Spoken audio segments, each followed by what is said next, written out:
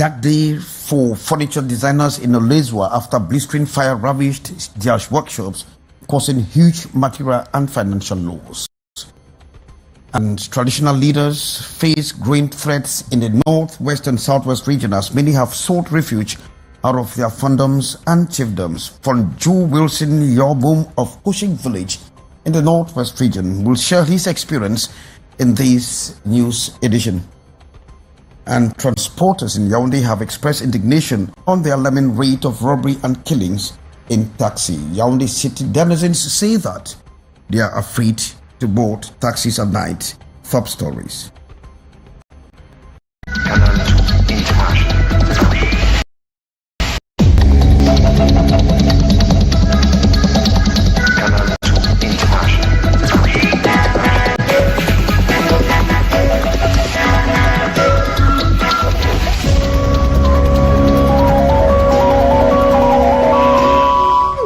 Thanks for joining me. I'm Kijang Henry. Platform for consultation at CanalInternational.net. A short circuit led to a fire manufacturing unit at the Olezwa in Yaoundé. The fire that broke out at 2 p.m. actually sent 2 men scampering to rescue their property. Hyacinthia says that the damage was enormous. Total panic gripped the Olezwa neighborhood on October 3rd as residents scrambled to rescue their furniture from raging flames that erupted at around 2 p.m. Inside there, after I bought some articles, I went home, I saw fire, boom, I wonder, I don't know how come about the fire. In a terrible situation, we have Olezwa, and the job work just beside, we see smoke, we will try for lost arm. Well, we don't move, I don't move my thing them, we don't try for, if you see them for road, we don't park for one them, we don't move to them, park them for road. If you see road, they block. The fire, which started as a small blaze in a small shop, quickly spiraled out of control, despite victims' attempt to extinguish the fire on their own. But as we call the army rescue unit, they come late, and they come compressor water, no, they don't get no water for that tank, so it's a terrible situation. The victim, if you see the victims, one day they cry, it's a terrible situation. So they call the sapeur pompier, they come here, they even come, when they come to complain that there's no water in the tank, they say no need of them coming. So what our country are we living in? It's too much. I just want to inform the Cameroon government that they should do everything possible with our people that lost our fire. Because today we have seen many houses that burned before they are coming, they don't have water. But let them do everything possible to keep them up so that they should be very active. You have seen it now? Yeah. Fortunately, there were not reported human casualties, but the material damage were extensive. Well, thanks very much, Hyacinthia, and we move over to the northwest region where over 7 traditional rulers have been killed in the northwest and southwest region since 2006 at the outbreak of the Anglophone conflict.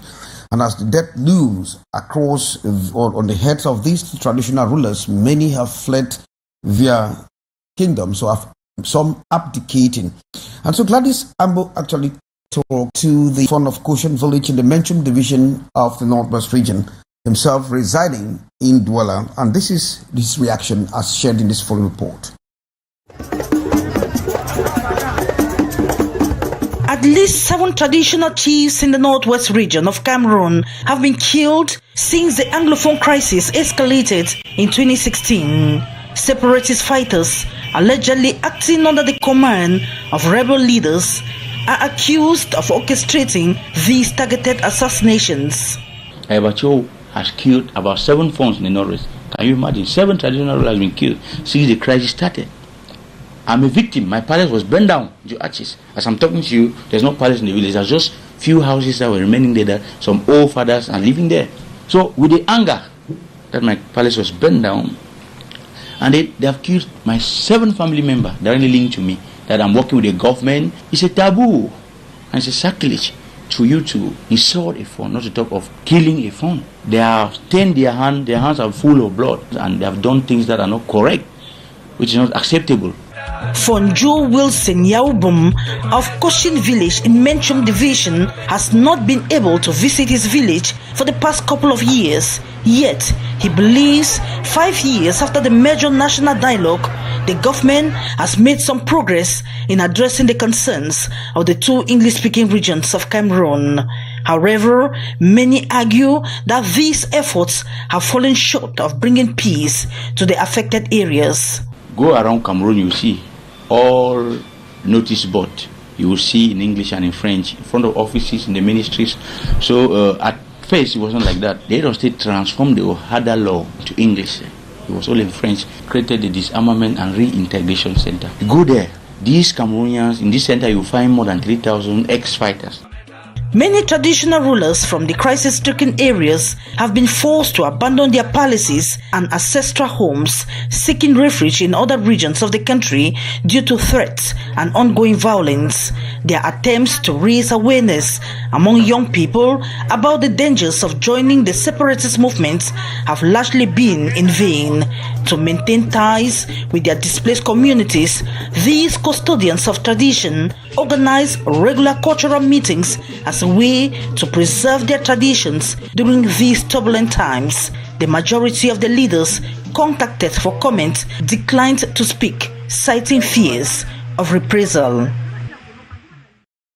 Thanks very much, Ambo Gladys Dibang reporting there. And in a move to restore discipline in the school environment, officials of Lycée Classique et Modern de Bafia have launched an operation to intercept weapons and other unauthorized items in the bags or in the school bags of students. And these, of course, include cell phones and all the harmful equipment. More indeed takes a look on this growing phenomenon. This is on a perilous whip fashioned by 30-year students and uncovered in a classroom. This alarming discovery has prompted the administration of Lycée Classique et Moderne of Bafia to take immediate action in response to rising indiscipline and violence within the school environment. La discipline reste mon cheval de bataille. Imagine when you arrive at school and you discover that this whip is uncovered from a student's bag. We must be vigilant. I call on all my collaborators to be vigilant. Concerns about the overall safety of students, the principal emphasized the urgency of addressing such troubling behavior. In addition to the weapon, security personnel confiscated 36 mobile phones that students were using for inappropriate purposes.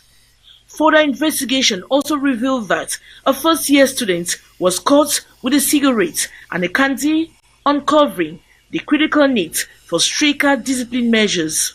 Nous commençons donc le matin au portail. We start in the morning at the main gate. We make sure we search everyone and continue in the classrooms with systematic search. We equally sensitize the children. I have put in place a committee to fight against drugs. And members of those committees are students who are suspects. Ceux des élèves, n'est-ce pas, qui sont suspectés.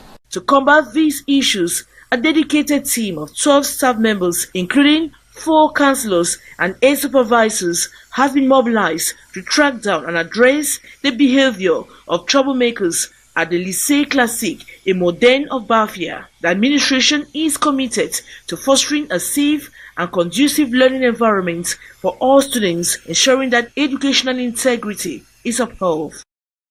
Thank you very much, Maureen D. And teachers of private institutions of learning have formed a synergy to raise their voices and to condemn the injustices they face in their profession. And as they prepare for the 30th edition of World Teachers' Day, they are saying that a new social contract must be signed with proprietors. Valuing the voice of the teaching profession towards a new social contract for education, teachers from the private sector convened in Douala to articulate their grievances. Both active and retired educators shared their experiences, revealing the unfair treatment they endure in their roles. The teachers work such that we live under deplorable conditions. There is no security. Our wages are being maltreated. We face sanctions, dismissals, and all of that, which is not fair. Even our rights are not being respected. We are expected to fulfill our duties to the letter without our rights being respected. Amidst the collegial atmosphere, the educators revisited the pressing issues affecting their profession. Among their main concerns are the lack of bonuses and the meager salaries that resemble those of catechists, which they find unacceptable for their qualifications and dedication. Talking about our employers, they take advantage of us, not let's say sanctioning us, dismissing us, imposing on us conditions which do not satisfy, paying us and ending a match which is not satisfactory, yet they are expecting too much of us. So it's a time for us to stand up. Just 3 days ahead of World Teachers Day, these educators committed to making their voices heard during their traditional parades on October 5. Their dedication made public on October 2 during a preparatory meeting for the upcoming celebrations emphasizes their determination to fight the equitable treatment and recognition in their educational landscape. Parents think we have become babysitters. We just have to do everything for the child, but they forget to know that the education of the child starts from the foundation, from the child's origin. The gathering marks a pivotal moment for private school teachers in Douala as they rally together advocating for their rights and calling for systematic changes to support their vital role in education. And meantime, freshmen are grappling with lodging facilities ahead of varsity resumption. And with the academic year, few days from now, the freshmen are struggling with or are facing a lot of difficulties in acquiring affordable housing for themselves, despite the hard financial times. Once more, I'm Gladys Diba. As the new academic year for higher institutions of learning approaches, students in Douala are facing an ongoing lodging crisis. High rental costs, dishonest brokers, and unfavorable conditions are common issues in the search for accommodation, leaving many students frustrated. This former student shared his experience of facing discrimination from landlords based on tribe, marital status, and age. I met very dishonest middlemen in the past. Some landlords refuse to rent to certain tribes and ask personal questions about your age and marital status. It's not easy. He adds that landlords often demand large upfront payments, with most requiring a full year's rent in advance, which many students cannot afford. Once you find a place, you are asked to pay for a year or 10 months upfront, and negotiations for a shorter term are often refused. Rooms in student residential areas can cost as much as 30,000 francs CFA per month, further straining students' finances. This caretaker explains the need for upfront payments, citing security measures in place at the residence. Il faut verser au moins un an de loyer. You must deposit 1 year of rent, and a room costs 30,000 CFA francs per month. Many students complain about the Faced with these difficulties, some students opt to live with family to save money and avoid the stress of monthly rent. J'ai choisi vivre dans un logement familial. Living in a family house provides security and allows me to have all I need. À un certain âge, on doit bien quitter la maison familiale pour tout. I rent a student property, but it's tough to meet the rent. The family house is nearby, but I prefer my privacy and peace. As the new academic year for higher institutions draws near, Douala's student housing crisis persists, with many students caught between financial constraints and the desire for independence. Thanks very much, Ambo Gladys Zibang. Now, transporters in Yaoundé have been expressing indignation on the rising rate of, or the alarming rate of robbery and killings in taxi. And most of them have actually expressed indignation, saying that in Yaoundé, the city is so unsafe picking a taxi at night, especially when they are coming back very late. Haisencha has the details. The rate of aggression and robbery in taxis is becoming increasingly rampant in Yaoundé, with city dwellers falling victims on daily basis. Le monsieur qui était m'a mis le couteau. Il a dit, laissez-moi la vie sauve et prenez tout ce que vous voulez. The aggression in the car taxi is a big problem. In a press briefing on October 3rd, lamented the rising phenomenon which has claimed the lives of their colleagues and passengers. In 3 months now in Yaoundé, many taxi drivers have been killed. Women have been raped in taxi. Children have been hijacked. The situation is becoming more and more worse. They attribute the situation to negligence on their part and security lapses by the government. From 3 years now, even you go to the Minister of Transport now, the Director of Transport cannot tell you the number of taxis that are on our way, because we see that government at a certain time abandoned this activity. It's abandoned this activity. Then I cannot leave the thought only to the government, because at the moment it is time for stakeholders to seek urgent solutions to address the growing criminality in the nation's metropolitan cities. So the time is coming. The time have come that we should stop this killing and this raping of women and this hijacking of children. So that is why we call these people of media, because medias, they go so far, they go out like wind, and we know that as from today, this our action with the contribution of media, the government, until the President of the Republic understand that something is going on in this country. What are the solutions you're proposing? Individuals, particularly victims, have become conscious of the threat and adopted self-protection measures to avoid falling prey. According to the Transport Trade Unionist, the sector is highly infiltrated by criminals collaborating with underworld elements. Thanks very much, Hassan Chia. Jean-Didier Chenebe, popularly known as Mandolab, will celebrate 30 years of career in cinema. He has granted a press conference in which he says young people are encouraged to pick up trades in cinematography. Details with Cynthia Latte.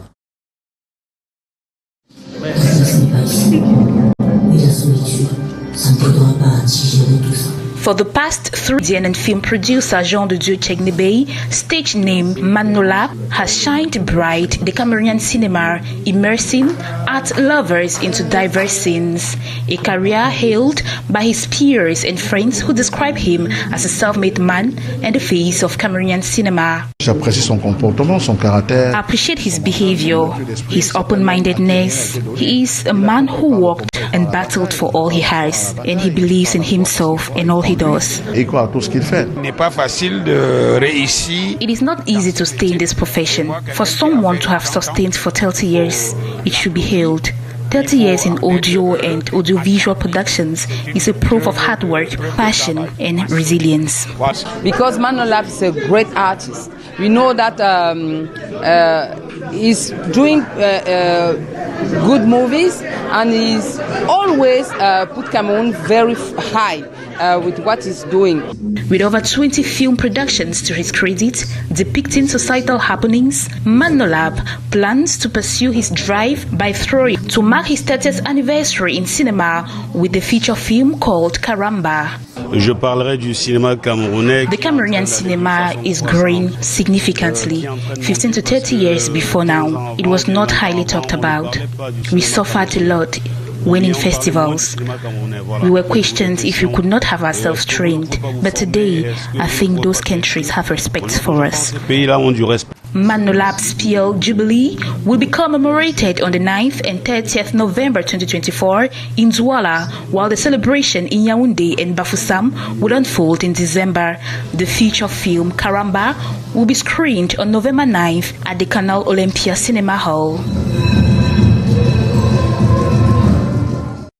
Oh, Cynthia Latte, thanks very much. And drawing the curtains for this edition of the 6:50 News with me, Kejan Henry Atembe, in which you got information that it was a dark day for furniture designers in Olizwa, Yaoundé, after blistering flames raised their shops with enormous material and financial loss. And of course, how traditional rulers are afraid to go back to the northwest and southwest region because of the grain threat that looms. You got the reaction of from Joe Wilson Yaubom of Caution Village in this edition of the newscast. Thanks very much for being there with us. Goodbye.